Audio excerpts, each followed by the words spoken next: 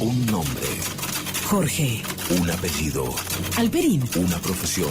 Periodista. Un hobby. Sorprender. Prepárate, porque no vas a poder dejar de escuchar.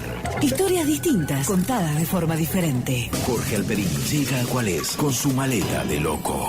Exclusivo Pirata Cuál es. Se llama Maleta de Loco la sección y vamos a empezar con una superproducción en colores con efectos especiales también. Es una historia remota de monstruos, pero no de dinosaurios, que es lo que se hace en todos lados, ¿no? En lugar de parque jurásico se llama parque carbonífero. Suena plomífero, ¿no? Pero si vos a Jurásico le sacás el tiranosaurio, también suena plomo jurásico. Entonces vamos a ver qué pasaba con esos monstruos. Vamos a contar un viaje, un cachito, más acá del más allá, ¿viste? Aunque nos quedamos en la Tierra, vamos a viajar en el tiempo en un momento pero remoto, muchos millones de años antes de que los dinosaurios aparecieran. Fíjate vos qué remoto es el tiempo. Exactamente 300 millones de años antes de que debutara Cuál es en la Rock and Pop. 300 millones de años. ¿Incluso previo a los dinosaurios? Previo, muy anterior, porque los dinosaurios van a aparecer 250 millones de años atrás. Y esto es 300 millones de años. No había vertebrados todavía, ¿no? Estás parado, vamos a poner en clima, estás parado en un pantano. Estás hundido hasta la rodilla en agua bien espesa, ¿no? Con los pies en el barro. Si levantás la patita, sube un chorro de burbujas y un olor a podrido de las plantas en descomposición, ¿no? Mirás alrededor, ves como árboles de Navidad de color amarillo verdoso. Hay un silencio impresionante. De golpe silencio, ¿viste? No este ruidito, sino más silencio. No.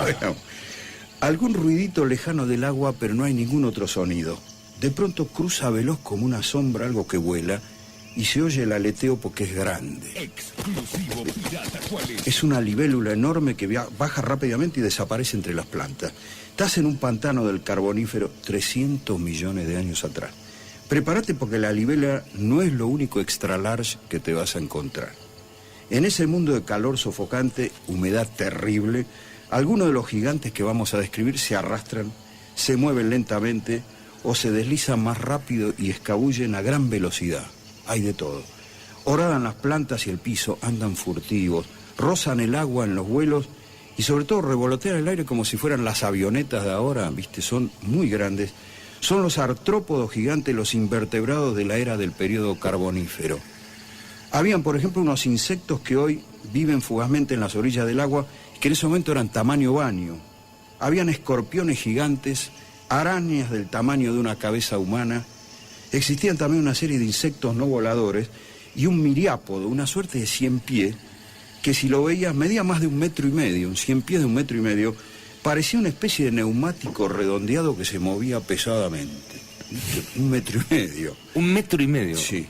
Pero quizá los más notables de todos fueron las moscas dragón gigantes, las libélulas, y sus primos con cuerpos que tenían cerca de 1 metro. ¿Cómo se llamaban las moscas? Mosca dragón. Libélulas también, ¿no? Cerca de 1 metro medían.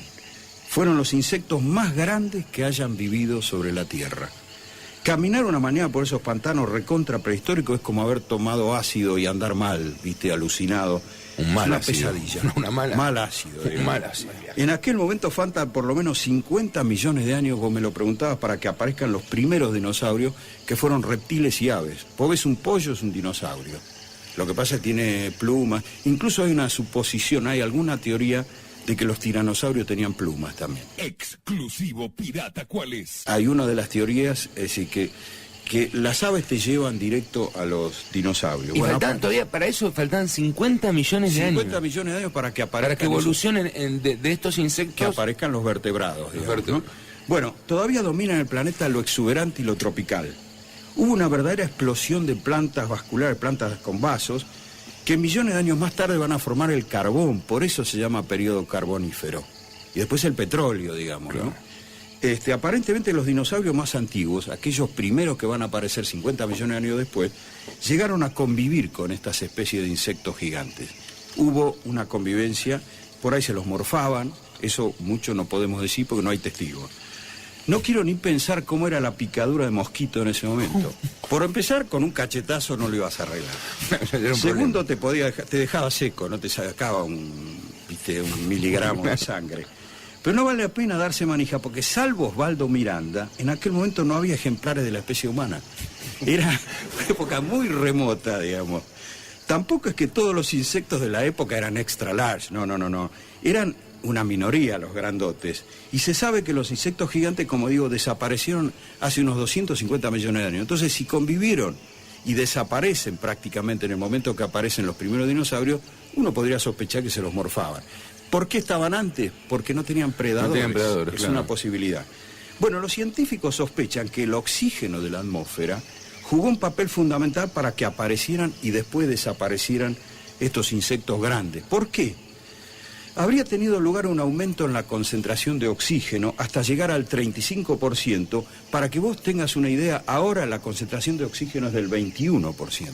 En ese momento era del 35%, había una gran concentración. Eso habría ayudado. Seríamos hiperventilados. Claro, muchos artrópodos captan el oxígeno directamente a través de pequeñas tuberías de aire que lo esparcen a sus tejidos en lugar de enviarlo en forma indirecta por la sangre.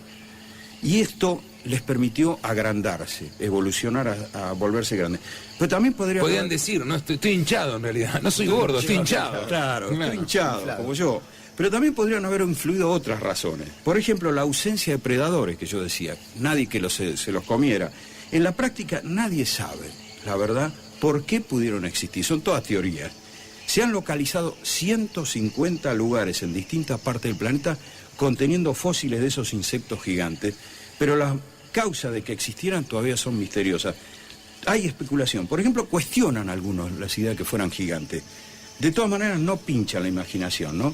Pero vos pensás una mosca dragón gigante, alas extendidas tan grandes como las de un halcón, aunque con mucho menos materia que el halcón, ¿no? Piensa en los bichos enormes cazando y destrozando presas más chicas en el aire, como ahora lo hacen las moscas dragón. Viste, en el aire, ahí te las cazan, las hacen pomada.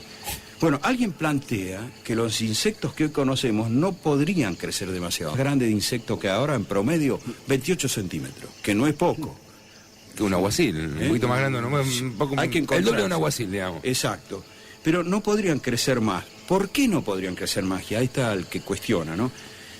Yo no soy matemático biólogo, ¿no? Pero hablan de la ley del hexaedro, que postula que el crecimiento lineal de cualquier ser viviente tiene unos límites muy precisos. O sea, un insecto que fuera 2 veces más largo, 2 veces más alto y 2 veces más ancho, pesaría 8 veces más.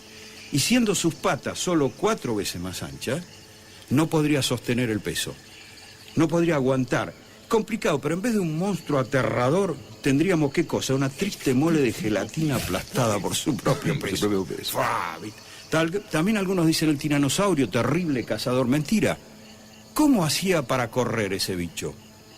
Dicen que era carroñero nada más, porque no podía correr por el peso que tenía. Entonces, hay quien dice no podían haber sido muy grandes esos insectos por esta ley que hace que cada vez que crece el peso es mucho mayor y no lo aguanta. Bueno, francamente hay mucha discusión. Mira, hasta un ingeniero aeronáutico, un tipo especialista en alas, que estudia a ver cómo no se caen los aviones o se caen por un problema de las alas. El tipo se pasó estudiando libélulas y fósiles, ¿no? Y especialista en vibración de las alas del avión. ¿Qué hizo?